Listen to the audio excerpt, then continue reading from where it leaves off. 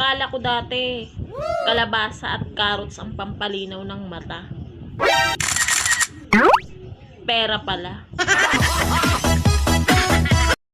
Kung di mo kaya makontento sa isa, gawin mong 7 para 1 linggong pag-ibig. Kung palagi ka nilang pinag-iisipan ng masama, hayaan mo na. Kasi minsan lang mag-isip ang mga kulang-kulang. Feeling maganda daw ako.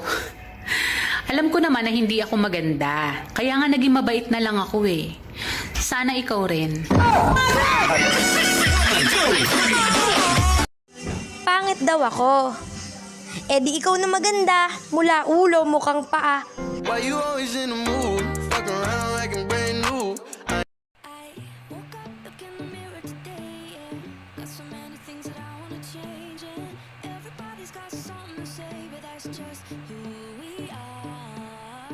My new clothes don't fit anymore now. Me and the mirror still continue to fall out. I don't like this stranger staring at me, yeah. Siguro nagtataka na kayo anong ginagawa. Actually, natutuwa. Ang tagal ko nang pinangarap ko kanina. Dito lang pala sa filter ng TikTok ako gaganda, o diba? Kahit anong gawin ko pagsira sa mukha ko, maganda pa rin.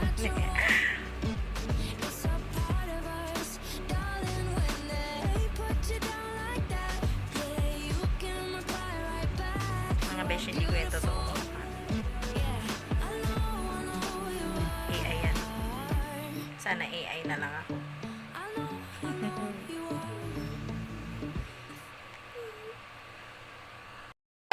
Magbabayad ka na ba? Pwede ba? Wag ka munang maningil. Ang dami-dami kong iniisip. Effective. Wow, lahat ng suot branded. Pero yung ugali, peke. Tinarayan ako. Pero ganun lang daw siya tumingin. Eh kung sampalin kaya kita tapos sabihin ko sa yung ganun lang ako umaper.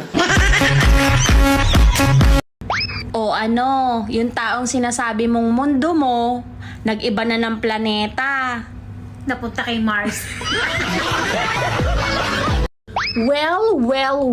Wala man akong pera ngayon, pero for sure bukas, wala pa rin. Alam niyo kung ano yung real talk? Binago kayo ng pera. Pero ako, ginastos ko lang.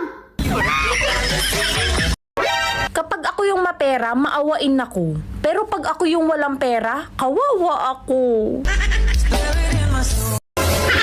Plastic daw ako. Oo naman. Unfair naman kung ikaw lang. Ang pag-aasawa ay parang lechon.